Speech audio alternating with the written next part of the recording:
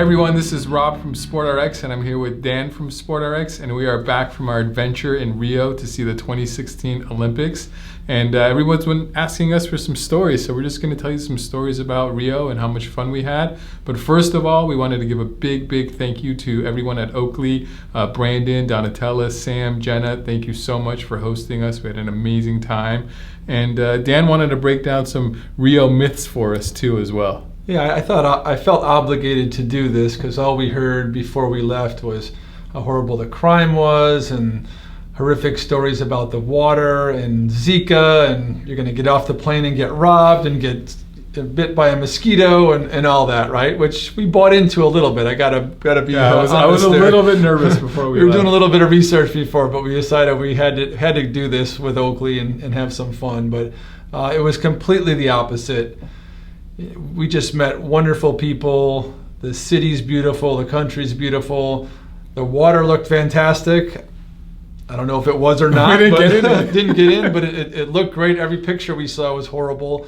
We didn't see any mosquitoes. Nobody got bit by a mosquito. Nobody got robbed or stabbed or anything bad happened to them. So, we kind of felt obligated to do this just because the people there were so nice and they did such a great job. And just about everything we see on the media was negative towards them. So good job, Brazil. Good job, Brazilians, and thank you for hosting us. Yeah, it was an awesome time. So our first day in Rio was pretty amazing. We landed, we got there, the Oakley team picked us up. I actually felt really special. It was the first time somebody had my name on a sign at an airport. I was like, I've made it in life. They took us to the airport. They took us from the airport to the hotel, and we actually that afternoon met up a friend of mine, Lauren from Casa Bromilia, which is a bed and breakfast. Amazing. Yeah, in Ipanema. It's the only bed and breakfast in Ipanema, and what an amazing place. We actually did a Facebook Live post from there, which you can find on our Facebook page, and I think it has like 2,000 views already. It does, yeah. The apartment was amazing. Dan, tell us a little bit about it. Yeah, she just basically she went there about 3 years ago and fell in love with Rio and decided to stay and purchased an apartment there and completely redid it. And it's now a bed and breakfast, and it's really spectacular. So if you ever go there and you want to really be in the heart of Rio and not be in a major hotel, it's a great way to do it. Plus, she's a great host, and she'll take you around like she took us around. So we basically said to her, take us to all your favorite places. So we walked with her for about 8 hours around Rio and went to shops and to restaurants and to bars and to more restaurants and to more bars, and really got to see kind of behind the scenes Rio. And it was nice for us to do that our first day alone, because we'll tell you in a second, we had a security detail, and of course, like we said, that everything was so negative in the press that we were worried about walking around, but she took us around and we had a great time. So we really felt at ease after that first evening. I felt totally safe with her and walking around that whole area. It was a really nice area. We were in Ipanema and Leblon, and we went to an Oakley store, of course, because we were with Rob, and I have to go to every Oakley store. Perfectly safe. And if I was going back to Rio, I would stay at Lauren's place, and I would probably hang out in Leblon and Ipanema most of the time. Yeah, it was for sure. Probably the nicest part of the city. So that was a really fun time. And yeah, pre-Oakley, we got there a day early, so that was a really fun pre-Oakley time. So our second day there was the first day with Oakley, and started with a meeting at the hotel, which was kind of interesting because we met our security crew, our security team, which was about 4 or 5 guys, and one guy running it was on Nelson Mandela's security team. So we felt kind of privileged to have somebody with that much experience, but it was kind of cool. They just sat us down and kind of laid out how to be safe in Rio, and it really was no different than any other big city. If you're in New York or you're in Chicago or Paris, just be alert and don't do anything stupid, basically. Yeah. And if we were going to go out on our own, to let them know so they could kind of keep track of us. So I felt really safe. They were all really nice people, all really big people. They looked scary, but They were nice. One guy in particular was very big and scary looking, and they said, we always hire him when we need to scare people. Yeah. So they were about this big, and he had a big beard and sunglasses, but they were teddy bears inside. We spent the whole week with them and really got to know them, and fun guys, and they really took care of us and really were serious about what they were doing. Yeah. So that was great. So we started off with there, then they took us out on our first excursion, which was to the beautiful botanical gardens in Rio. And just walking around there, it was just amazing, and fountains, and you could see views of Christ the Redeemer, and all the different hills and mountains in the background of Rio. So a very special place right in the heart of the city. Yeah, it was really cool. We went back to the hotel after that, cleaned up, and then we went out to dinner, which was really nice. It was a nice Italian place. And then some of the crew wanted to go out dancing. And right around where the restaurant was, there was very lively, touristy kind of samba dance places. But they said, we're going somewhere special. Somebody from Oakley knew the owner of the restaurant, who knew this local samba place.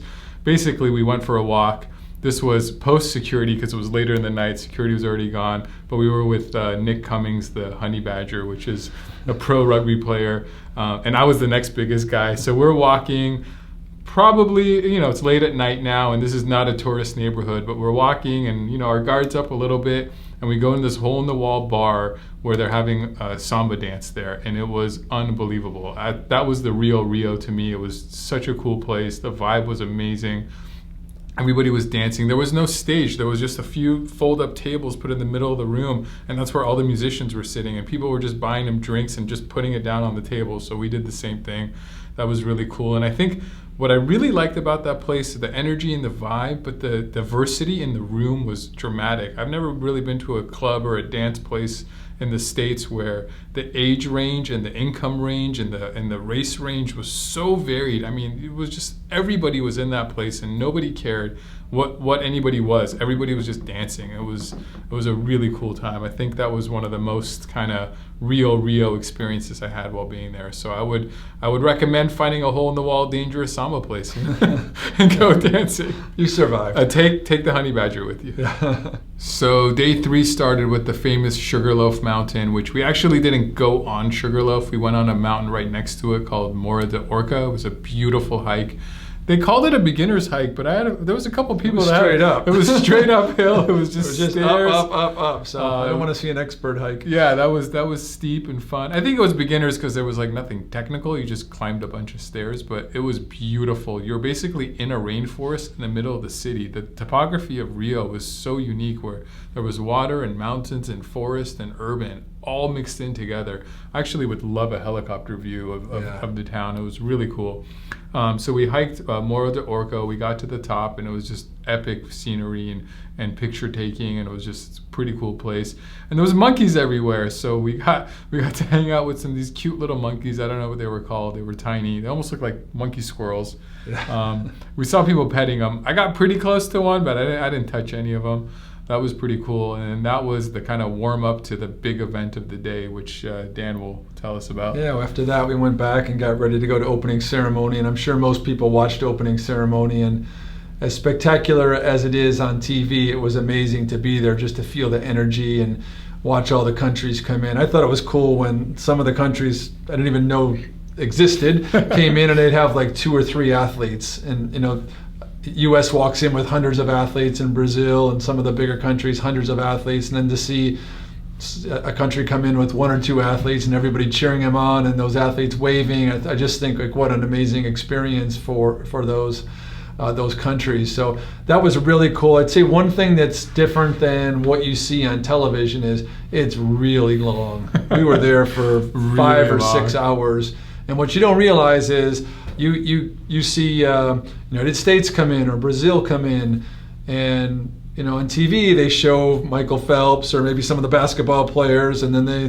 next thing you see, there comes Brazil. Well, in reality, they announce the U.S. or whatever the country is, and they walk all the way in through that stadium. It probably takes them 5 minutes to walk through the stadium, and then nothing happens for a minute or two. Then they announce Brazil, and the same thing happens, and it goes over and over for 2 or 3 hours. It was like a really long graduation where you're hoping for hoping for your kid's name to be called, and you're at the last with the T, and you're just so you're sitting there 2 hours in there, literally for hours till the final country comes in. Of course, the final country is the host country, and that was amazing. The place exploded when Brazil came in. I took video of that, and I look back on that video now, and it doesn't capture the energy in that building. in that stadium. It was insane. amazing. We had families right in front of us, and we just started talking to them and hanging out with them, and just to see them when they came in, they were hugging and kissing and just like so proud of their country and so proud of their teams and their athletes. That was really super cool to see. And then once Brazil came in, we had the lighting of the torch, the Olympic flame, and that was pretty spectacular. And then of course the raising of the flags and all of that. So amazing pageantry and really fun to see. And everyone's seen it on TV, and it does it justice on TV, but to be there live was something really special. Very special, probably once in a lifetime experience. Yeah. I was excited. So our next day started with the first event that we got to go see, which was beach volleyball. And the way they're set up in 4-game pods. So if you go to the morning session, you're going to see 4 games, and it's men's, women's, which is kind of cool because you get to see both. And we saw some pretty cool games, and it's very different than a sporting event here or anything that I've really been to, because you're watching the game. It's very easy to follow. It's very fast. It's rally scoring, so the scoring happens really quickly and the games happen really quickly. But between every point, there's a DJ there. That was really fun. And they have these songs, like if there was a block or a spike or an ace, they have these songs, and basically they're pop songs with the words are changed, but everyone but us seemed to know what those words were. It was when it was a side out, it was side out instead of freak out, that song. And so, monster block. I don't know where that came from, but and they all do these dances, so the whole stadium is moving and just fun. Festive and fun, and really cool. So the games were amazing. I would say a couple things that were odd that we saw all the way through there was there weren't many people at the events. That was really weird. I think you could see it a little bit on TV, but I would say the opening games for volleyball were about a third full. Yeah. We had great seats. I think we were in the second row or third row, and I just expected. And I've been to the Olympics before, and it was always crowded and packed. And I don't know why this time it just, there just weren't that many people there. There was a lot of people in line and a lot of people waiting. It felt like it was, going to be jammed in there. But once we got inside the stadium, it was about 2/3 empty, which felt kind of strange. We tried to go. There was a midnight session. We tried to go to the midnight session because we were watching on television. There was nobody in the stadium, and we were right near the stadium, so we just zipped across and tried to get tickets, but they were sold out. So apparently a lot of tickets were sold, but nobody came. And, yeah, it was weird. Yeah, and I don't know if that's because, all the negative press before, maybe a lot of the executives of sponsors didn't show up, or what the deal was, but it was very, very strange. The other thing was, at opening ceremony and at the events, they had a very, very archaic, strange system. Talk about this concession. Let's just tell them the concessions. So what would happen is, if you wanted to get anything at the concession, you'd wait in this really long line, and there was a person that had kind of like it was like a backpack with a flag that said cashier. They were wearing red, and they had like this mini iPad with a printer kind of rig system thingy. Right, so you would go up and you would order, and if you wanted a beer, they'd swipe your card and a little ticket would come out that basically said beer on it, right? Or hamburger, another ticket would come out, hamburger, another ticket would come out, whatever you're getting, chips. So you'd end up with all these tickets. So you'd wait in this endless line to get to the cashier and pay them to get these tickets. Then you would go in the concession line for your beer, for your hot dog. Another very long line. So 2 ridiculously long lines. But inevitably you'd get up there and they would say, no, we don't have that. So you waited an hour sometimes it was a water, like you just wanted water at the hot beach volleyball game. You'd wait an hour for a ticket for water, and then you'd wait half an hour to get to the front of the water line, and then they'd be out of water by the time you got there. And then you had a ticket that you paid for that it was worth nothing, so it was a little screwy. I have some tickets at home. We could cash them in. I have some tickets and then we saw them at the end of the night, and they had blank pieces of paper, and they had those tickets, which one person behind the counter collected all the tickets in a bag on her belt. So it was like a plastic garbage bag connected to her belt. So everyone would get their ticket and just put it in that bag. So at the end of the night, that person was taking each ticket out and had Elmer's glue and was gluing that ticket onto a piece of paper which was then going to be sent somewhere by carrier pigeon or something. I have no idea. But yeah, it was just crazy. So the interesting thing was we started talking to Brazilian friends who we met. We just said, is that the way it's done here?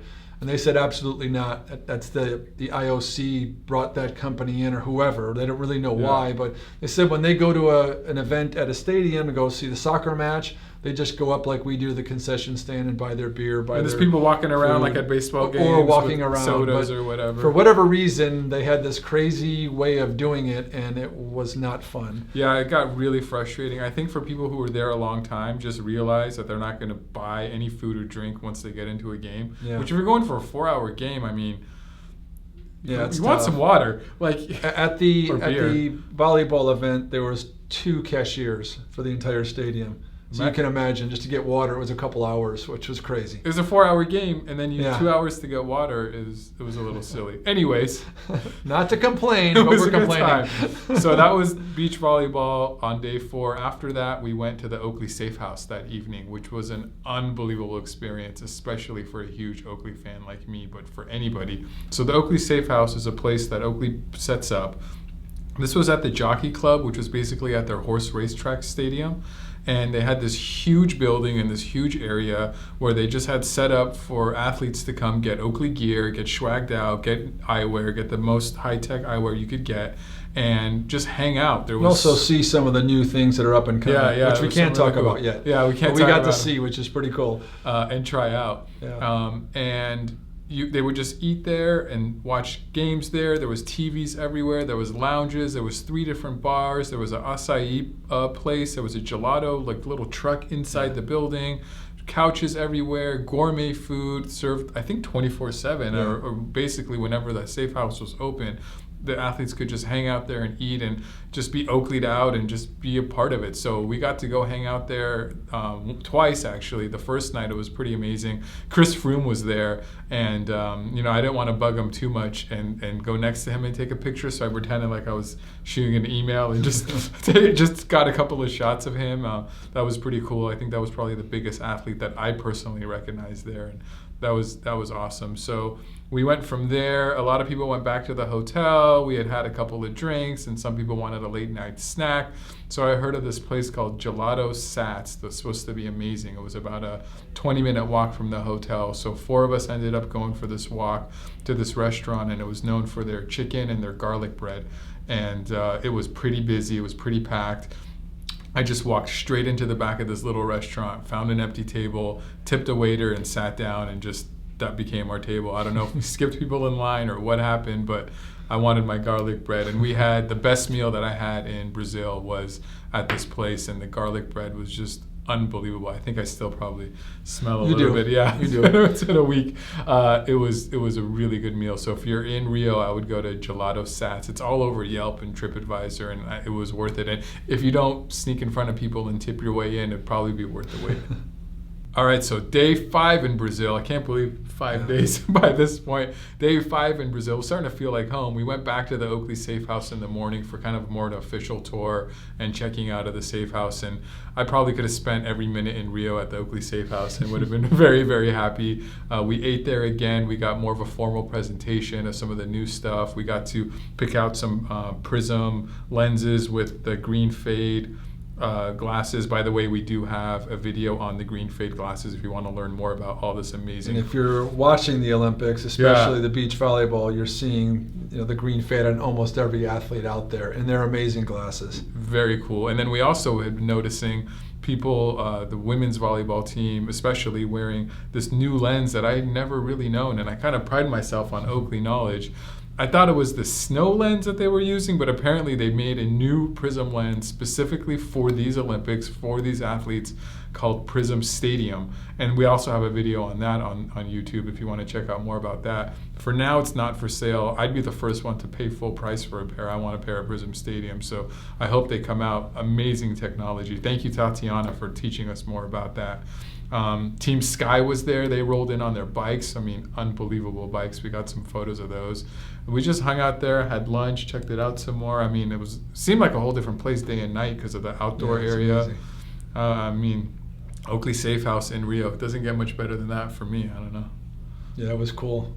Then after that, we had something called a volleyball experience that Oakley set up for us. And we didn't know what it was going to be. Yeah. Just told, wear your Oakley volleyball gear, which they gave us, shorts and T-shirts and hats. And we just went out the Copacabana beach where we were told to go. And there was a bunch of volleyball courts set up. And it was International Volleyball Federation. What do they call it? Play Your Way? Volleyball Your Way, which is like this movement that they're trying to teach people to just go out and play and have fun and rules and competition and whatever. Just go play volleyball. Yeah, be on the beach. Yeah. Cool. Barefoot, hanging out, having fun, and that's kind of what they're trying to do worldwide. So we had the trainers from that program come out there, and they basically set up 3 or 4 courts for us. And on one, they were teaching us how to bump, one teaching us how to spike, how to set.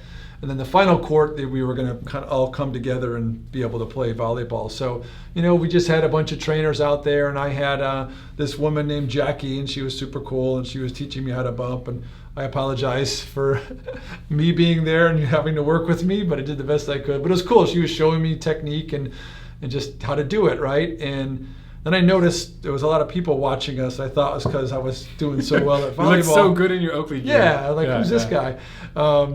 And we had one quick break, and somebody ran up and took a selfie with her.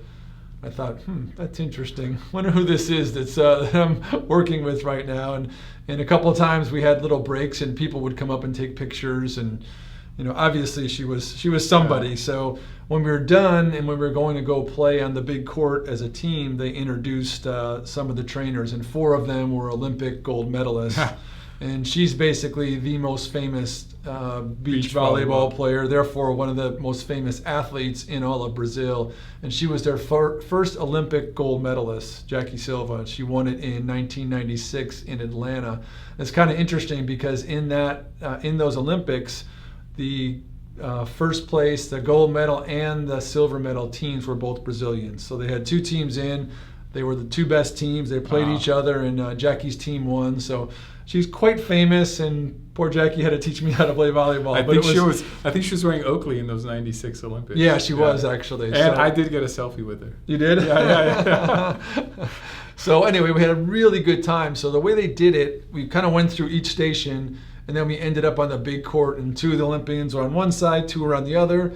We were just paired up and playing volleyball. And as we got better, 2 of them left the court, and we got a little better. 2 more left the court, so it left us with just us. And I didn't really even notice that was happening. It was kind of cool. Just letting us play. Yeah, just let us play. And after we played for about an hour on the beach in Copacabana, surrounded by Olympians and everybody watching. It's pretty cool. I mean, it was an experience. It was called Volleyball Experience, and it really was. It was pretty cool. When we were done there was International Volleyball Federation house was set up across the street from the beach, and throughout the city, almost every country had a house. So there was a Brazil house and the Swiss house and a Hungarian house, and there was just a cultural experience there. But the Volleyball Federation had their own house, so we were able to go over there and kind of see the history of volleyball, and all the games were on the TV, and they had bars set up, and a number of athletes. I mean, I don't know who they were because I'm not up on volleyball, but there was obviously some of the teams were in there in their gear, and they were all 6 feet 6 inches very tall. Weird appetizers. Yeah, they did. Very strange. Yeah, but it was a very cool experience, something that Robert and I had never done, and we both came out of there saying, I'd like to play volleyball, because it was pretty cool. I think Volleyball Your Way made sense for me. I actually really enjoyed beach volleyball. Watching it, which I'd never been a fan of, and now I think I'd watch it again anytime. And then I think I'm going to start playing it over. Yeah. They play on Sundays. Because we have a beach right here. Yeah, there's San Diego. A couple of them. It was great. So our 6th and final day in Rio was a free day, basically. It was there was no itinerary in the beginning, and as everybody kind of got to know each other and figure out what they wanted to do, the beautiful Oakley team came up with a bunch of things that we could do, or you can just go off and be on your own. One of the things was a walking tour of downtown where the Olympic Boulevard was, where the Olympic Flame was, and that's where me and Dan and actually Brandon from Oakley decided to go. So we were the only 3 that decided to go, and for a second we're like, did we pick the wrong tour? Right. And the main security guard gets on and sits in the front, and then another security guard who actually speaks English comes in all jazzed. He's like, oh my God, you guys picked the best tour. I'm coming too. I don't even know if it was his day off that day, because we had 2 security guards with us, and there was only 3 of us. We had a driver, and we had Heitor. Heitor was his name, which was Brazilian for Hector, and he was a 19-year veteran guide. He was a professor of history. He came and got his master's degree from the United States. This guy was like master tour guide of the universe. And it was just us. We were outnumbered by staff and me, we Dan, felt and safe Brandon. and happy. Yeah, it was really cool. And they just gave us a tour of all of downtown. And we thought it was mostly going to be Olympic stuff, but it wasn't all that much Olympic stuff besides the flame and a couple of stores. It was just a walking tour and the history of Brazil and Rio and the monarchy. Portuguese coming over, and the French coming over, and the Germans coming over, the different areas that they settled, and the different architecture in each one of those areas. It was fascinating and amazing. Yeah, we went to a few churches, and got one church guy's like, "Come on, we'll take you somewhere else," and showed us this massive cannon that mistakenly hit the church, and they had to remodel the church, and that was really cool. I felt like I learned a lot about Rio in a short amount of time, and it wasn't like a boring tour. It was super fun and interesting, and we got to walk around all over downtown, and we even found a Starbucks. The one and only, and I was not happy with Rob that day. I needed some caffeine. These people don't drink that much coffee in Brazil. And coffee to go is not really a thing. No, not at all. I always got a coffee in my hands wherever I'm going, and you can go sit and get coffee, but you can't really get coffee to go anywhere. So I was happy. I drew the line at McDonald's, though. We did not go to McDonald's. There was no McDonald's, but I did have an iced venti coffee. I think one thing that was really interesting to me is that although that was the main Olympic area, there wasn't a whole lot going on there. No. And I've been to the Olympics before where there's one core area where kind of everyone's hanging out and the stadiums are there and all the action is there. And the whole city was so spread out. And I kept saying to Rob, I think if you flew into Rio now or during the 3 weeks of the Olympics and didn't know the Olympics were going on, you wouldn't know. Yeah, you might not notice. You really wouldn't notice. The volleyball was at Copacabana Beach. The area we were just describing was probably 45 minutes away. The soccer stadium was 2,000 miles away. Think about that. It's halfway across the U.S. they're playing soccer. And the main stadiums we never even saw. No, we never saw them. There's one area with the stadiums, and they said, well, it could be with traffic 2 or 3 hours. It wasn't that far, but it was just very difficult to get to. There was a train, supposedly, a new train, but we never saw that. So it was a very interesting thing that you didn't have the vibe of the Olympics are there. And I mean, I think if a Super Bowl is in a city or an all-star game, and you roll into that city, you know it's happening. And there's banners everywhere and people wearing gear. Rio was just Rio. So it was interesting. So I really expected that last day to go to the Olympic Boulevard area and feel the Olympics. But even there, it wasn't, there was a kind of a museum with history of the Olympics and a bunch of murals. And the flame was kind of sad. It was really cool looking, but just kind of off on its own on a hill in a little park. And there was probably 150 people looking at it and taking pictures. But so that was really strange. Yeah. So I'd have to say, all in all, just an amazing experience and a bucket list trip if there ever was one. First class all the way. And thank you to Oakley and thank you to the country of Brazil and the city of Rio. We're back alive. We are. We're happy.